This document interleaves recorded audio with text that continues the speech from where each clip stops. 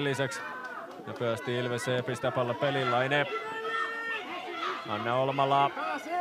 Kovaa vääntöä, Leppyä ja tulee puolustuksen apuun ja selvittää tilanteen. Ervasti. Vähän kova kosketus. Siinä on lähellä Ilves ja Heta Olmala riistää. Sitten Mäki-Pelkola pääsee riistoon. Mäki-Pelkola, Heta Olmala. Paikka naulata ja 3-1. Ilves 2 maalin johtoon. Ja samalla myöskin Nyholm satuttaa itsensä maalin edessä. Tässä vielä Heta Olmala. Ja sieltä vaihdosta hetki sitten kentälle tullut Olmala 3-1. Ilves palauttaa 2 maalin johtoasemansa. No Heta Olmala ei kauaa ehtinyt kentällä olla ennen kuin on pahanteossa 3-1. Ja Ilves